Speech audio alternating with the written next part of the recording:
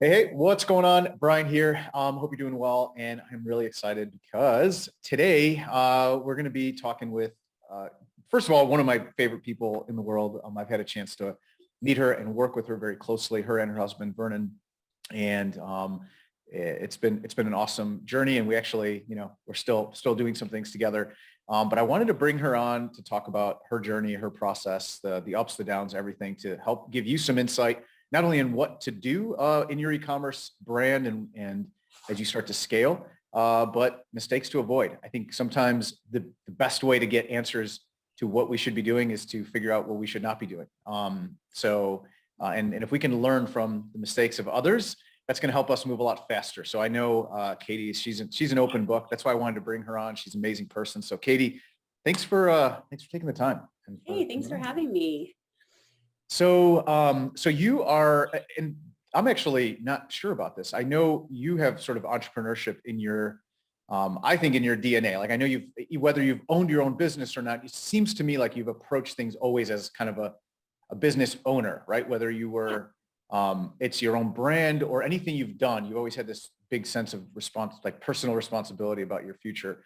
Um, is this the first like brand that you've started, the company that you're running right now? It's not. So my husband and I, our very first company was Ships and Bottles. So my husband builds ships and bottles. So when we were first married, we had a ship and bottle company, and he would build the ships and bottles, and we'd send them out through the United States. And then our whole marriage, he's always had his own business, and I've kind of helped. And then we traveled full time. We raised our kids in an RV for 11 years, and we traveled, and we stopped in this town called Philomath. It was in Oregon, and we fell in love with it, and I decided I wanted to be a farmer. So I opened up an egg company with my son, and we went from like, I think 100 chickens to 1,600 chickens, gosh, in just a couple months. And it was my son's business ish. He was 13, so it was really my business, but he loved it. And we actually got to the point where for a little 13-year-old kid, he was selling eggs, making about 2,500 a week profit, especially because we're in Wow. Oregon. People would pay $9.99 for a dozen of eggs. And this was, gosh, 10, 15 years ago. So yeah, that was the first thing I ever kind of did on my own. And then I ventured into e-com with a couple little weird businesses and kind of found myself here. So So then how'd you decide actually to make the transition to e-commerce then? Is yes, that something you were always interested in or? not at all. I had no idea it was even a thing. I mean, I knew it was a thing because I shopped online, but I had no idea.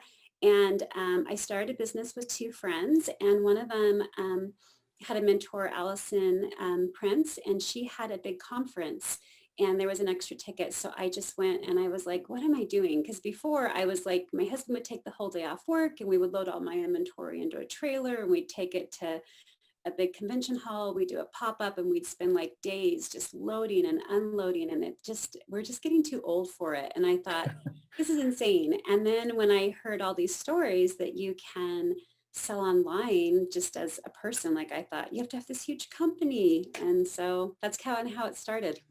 Yeah. So you figured out like, and it made sense. People are buying stuff online. So you're like, all right, I'll try it.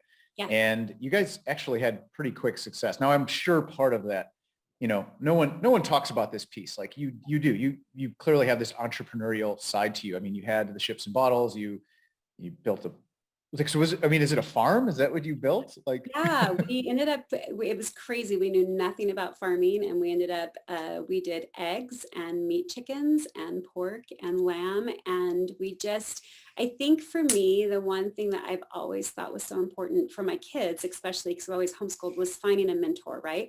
So we found a mentor, and this farmer, he was like 80 years old, and he just mentored us through the whole process. And I think yeah. that's what I've learned with especially going e-com is putting yourself like it's worth finding a mentor. It's worth the time, the investment, and just really being able to. It's like when we found you, having you mentor us through the process was just something that was, you can't replace that. So that to me is what's really important is, That's that's so key. I was reading. I don't know if you've read Robert Greene. He wrote a few books. He wrote 48 Laws of Power. He also wrote a book called Mastery, and he talks about how the masters, the Leonardo da Vinci's, the Einsteins, the I mean, he looks through probably 50 different masters, contemporary and people from, way, way back in the past.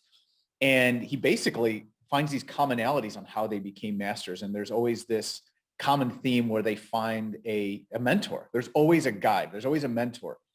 And sometimes it's a mentor in different areas of that journey, right? So it could be a mentor in getting started, but then it could be a mentor in, understanding a different part of the business, right? Whether it's the numbers or the fulfillment, the sourcing, there's different pieces, and one person may not have all the answers, but you seem to already have a bias towards finding mentors so you can fast track the process, whatever it might be, whether it's e-commerce or farming, right? Yeah, and because I love that you brought the point, things and what not to do. Like we learn from the things that work, we learn the things that don't work, but it's really nice to avoid a lot of that by finding a mentor or someone that can walk you through the process. For us, it's just a no-brainer. It makes it so much easier. So Yeah.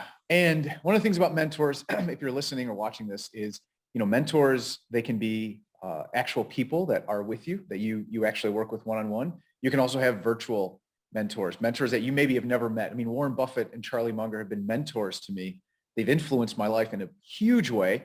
I've never met them.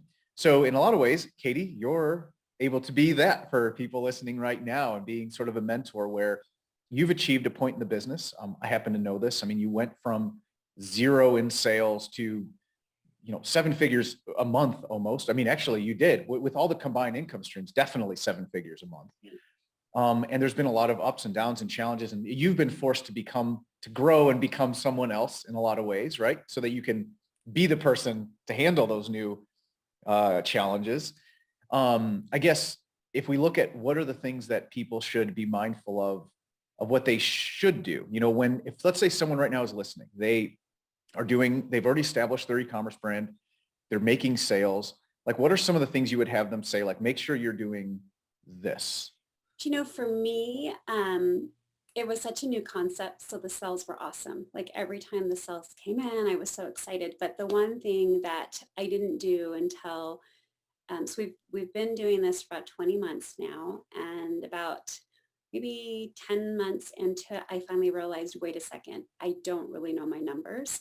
And so that was key, is my finding out my numbers and really understanding them and my margins, because it was really great selling. It was great, the success, but I could have had a lot more financial success if I would have really known my numbers. So I think that's the biggest thing that, as I talk to friends and things that are starting, is knowing your numbers is, I think, key to being able to be successful, because if not, you're not making a profit, and you're doing all that work without the payout. So I think that's the biggest thing, is knowing your numbers for sure. And let's dive into that a little bit, because I always say business is, it's like a two-sided coin. I mean, you do need, and in terms of driving sales, right? I mean, there's a lot of parts about business, and you've had to learn those. Maybe we can dive into that. But in terms of numbers, and I get the sense that you're saying, you've got marketing efforts, right? The things you do to get traffic.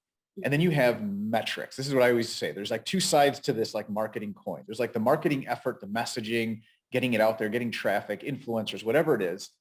But then there's the metrics, the marketing metrics, which mainly you're saying is like profitability is like the big one. So then you're saying, and I think a lot of people do this. They sort of have this idea, whether they know it or not, that like great marketing is all you need, get a lot of traffic, get a lot of sales, but great marketing doesn't beat bad math.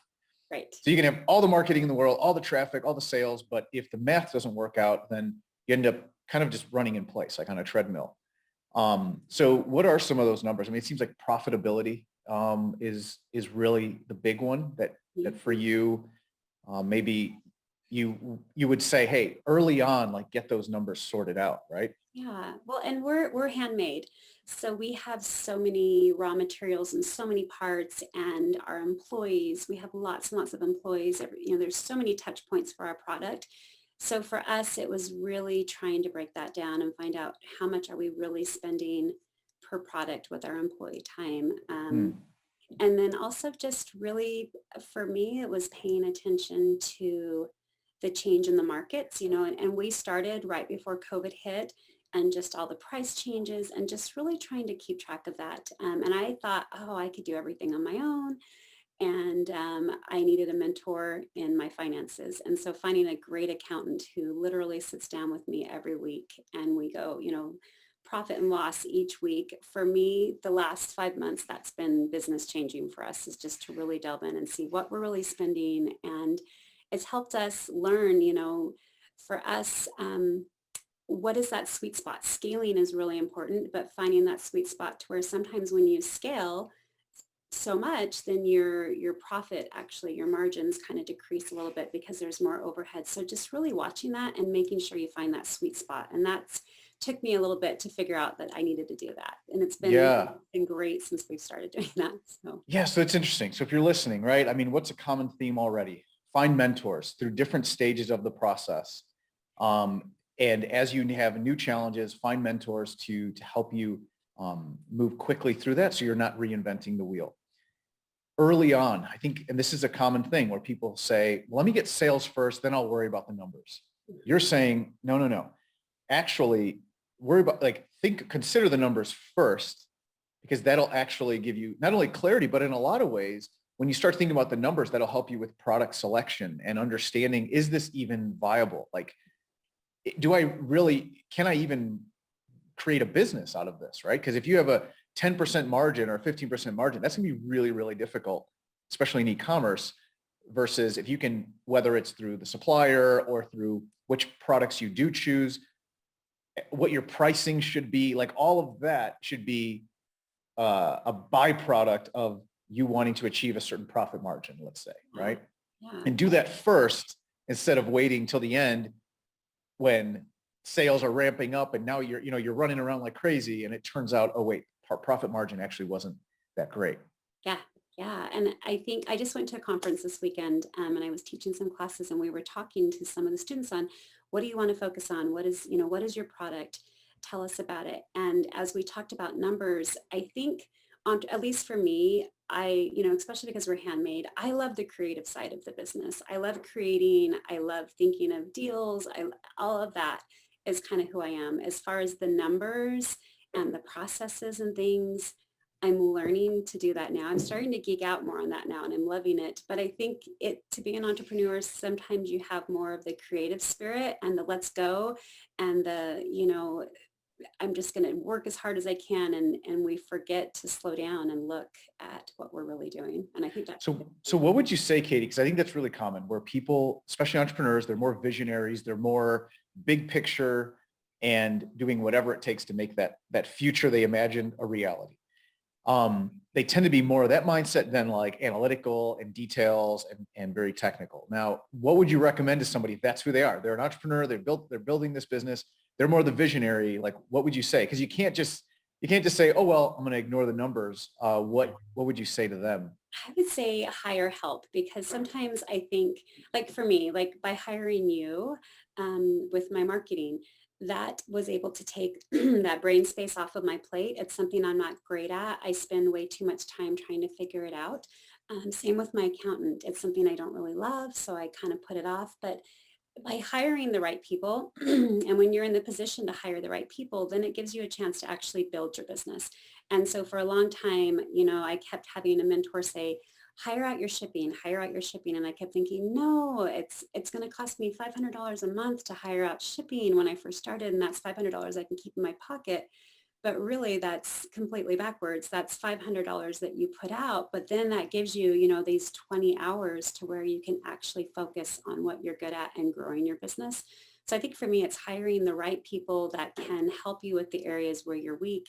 And I love it too, because if you find a mentor or you find someone you're working with that you hire to do it for you, if you're finding someone that's willing to teach you as you go, like working with you has been just invaluable because you're not just saying, here's the numbers. You're giving me, I love the graphs and things that you send over because I can't see it. You can tell me these things all day long, but you're walking me through and kind of holding my hand through the process. So I think finding someone to do it for you, the things that you're not great at and the things that you put off because you don't enjoy, like accounting, but also finding a mentor that's going to help teach you so you know what's happening and you're growing. I think that's the key for me That's awesome. at least was. Yeah, I love that. Mm-hmm. That's awesome, right? It's not just saying, okay, here's the stuff. It's like helping you to actually think through the process yourself, and it becomes actually more collaborative because now you can help them also understand, like now that you're seeing it through their lens, like now there actually turns into uh, like a relationship where you can go back and forth and be able to. And it creates a challenge. I love a challenge. So when someone's teaching me something, I see it as a challenge and I can learn it. If I'm just being told, oh, you got to do this, then I'm like, oh, there's no challenge in it. And then it's Yeah. not exciting. So, yeah. So one thing that Katie, I've been most impressed.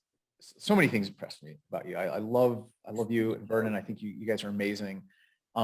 You're really, I think you have a gift for selecting products. You may or may not know this. I probably never have told you this, but you have a great ability to see a product, see something unique in it.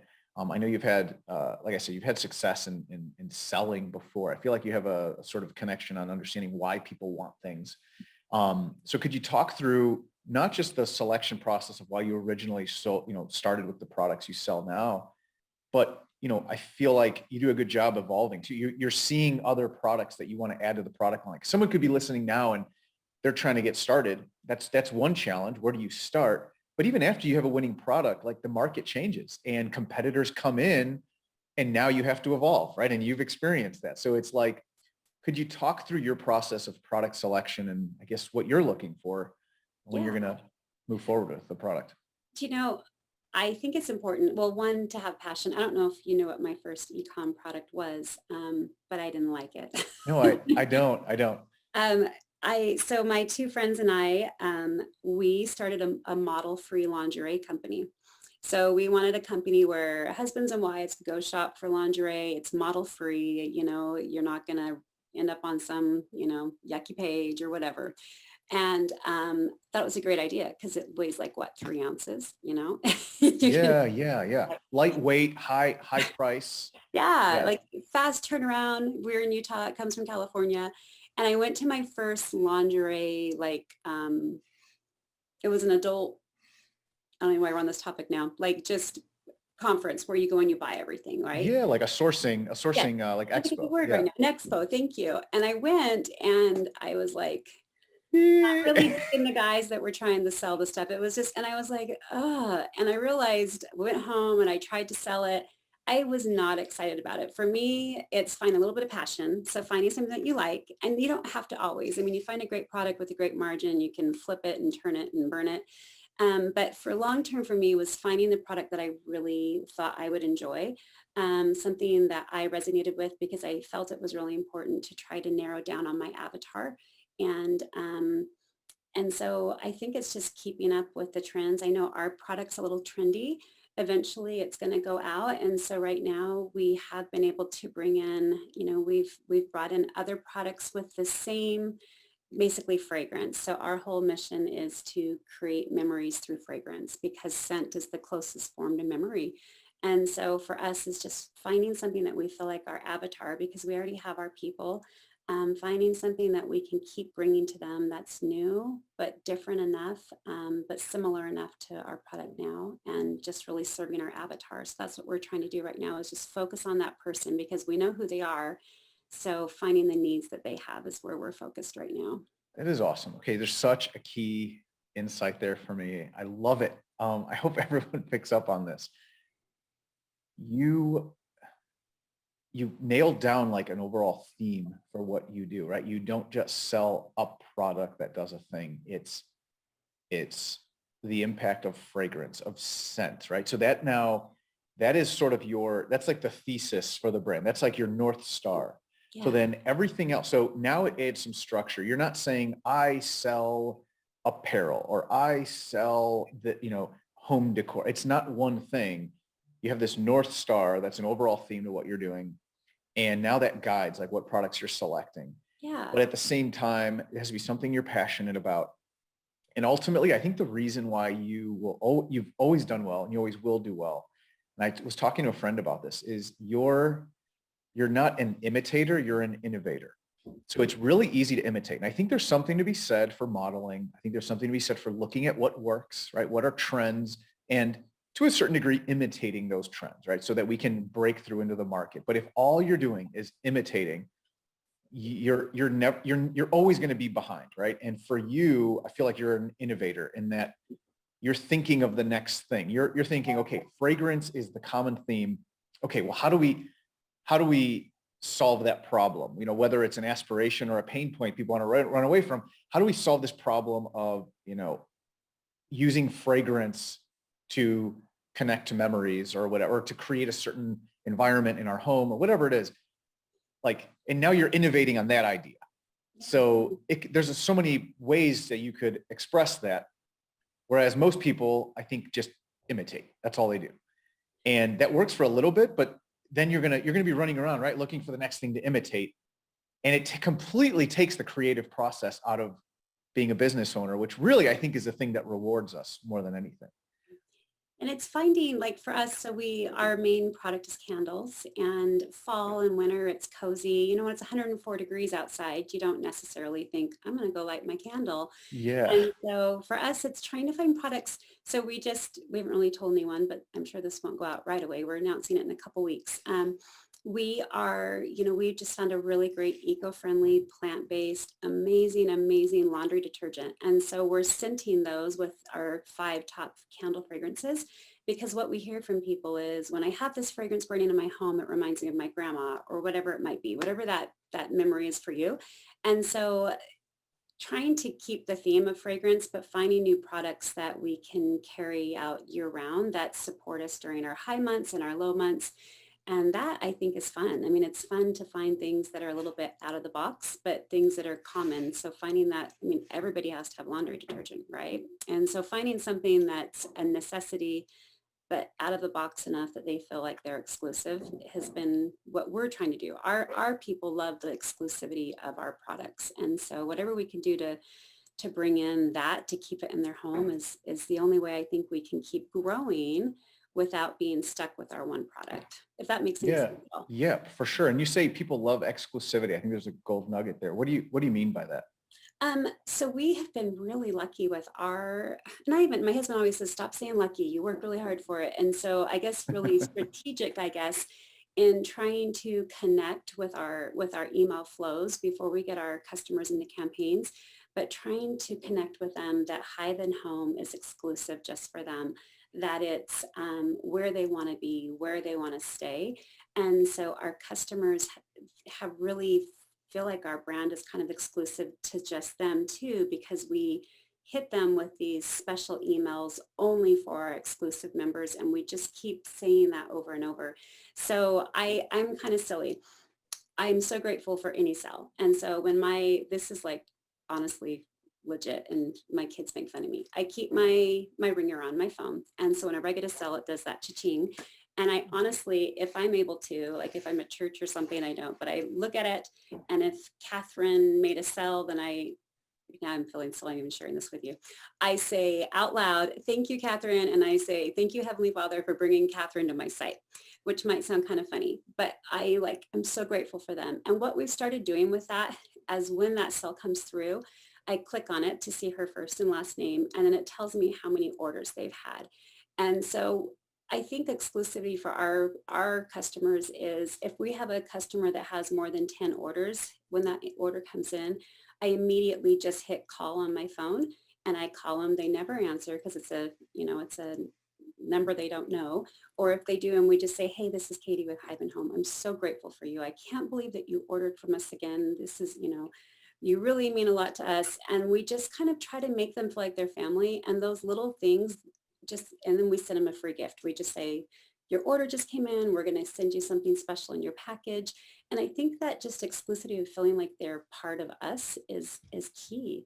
Like when my son got married, we had so many emails that came in. Oh, I can't believe your son was married. My granddaughter would have been perfect for him. Or thank you so much. So trying to really make them feel like our product's exclusive, but our relationship is exclusive with them is really key. And it is, like, we are so grateful so it's genuine. We're so grateful for them, but I think they feel that. And I think that's key right now with online, because Amazon is so cold, right? There's so many companies out there that you can buy amazing products and products like mine, but how do you stand yourself out a little bit to where they remember you and not just the product? And I think that's where we're trying to really focus on. That's amazing. So you don't think I'm crazy for saying No, thank I you? think that is, I just wanted to like shut up and just let you talk. That is brilliant. And I hope anyone who's watching this or hearing this, stop, go back, listen to it. That is so tactical, but it's also so, it's such a bigger picture of like why you've been successful. Is there is a true appreciation for the customer. It is. It's like that person had a choice. They could go anywhere they want. Yeah. They chose you. Be grateful for that. And showing that gratitude, whether it is, whatever someone believes, whatever they believe is happening, there is scientific evidence for gratitude and what it does for our lives. And that propels you forward. And think about how you're going to show up. If you're listening to this, think about how you're going to show up in your business when it's, let me make some sales versus a true sense of gratitude for the people that have chosen you. That's life-changing. It really is life-changing. Yes. And that is a very small tactical thing that has a huge impact. That's amazing, Katie. Well, I'm it's something that blown doesn't, away. I think, especially with your emails, it doesn't take that much more time to segment, if you want to call them your high rollers or your VIPs or whatever, but we segment them out into different groups. And just to get that extra email once in a while, or to get just that extra, Hey. that extra hello, or just, we are really big on watching. So we have a gal that works with me here. And if a customer, once they hit their 5th order, we send them something, but it's not from our store. And it might sound kind of like counterproductive, but we send them, it's just a little thank you. It's this little charm that we found, super cute. We don't carry it. It's very obvious it's not our brand, but sending them something that isn't even from our company, I think that one little thing is what wins our customers, because they don't think through the whole process. Like, oh, they sent me something that's not from their company. How nice of them to go out of their way. They don't process it, but they do quickly understand it. And I think it's just that extra little engagement to your customer. They want that. I think that for me, I mean, I'm almost 50. It sounds old when I say it out loud. Um, I think for me, I think that this is new. Like, I'm in the generation where we used to go to the mall every weekend, and that's where Yeah. we hung out, and the roller skating rink, and then the mall was next to it. And I think that for my avatar, especially, they're not used to all the online. I think COVID was something that really got people going. So I think for a lot of people, at least my avatar, they're missing that one-on-one. So how can you connect to your customer? If you're in e-com, how can you give them that one-on-one that doesn't take a lot of time and a lot of money, but seems real and genuine? I think that's the key. Is they don't know us. There's no connection to us. There's no connection to any company. But if you put a face to it and you let them know who you are, then you have that connection. So when they think about the gift they need to buy, who are they going to think about? They're going to think more about a company that they relate to. So I think that's the key, is just really relating with them. That's amazing, Katie. It it's all making sense. It's all making sense, right? There's no success leaves clues. And you've been very successful in different business ventures, and especially now with Hive and Home, and success leaves clues. So I hope everyone's listening to this, like, apply this stuff. This is awesome.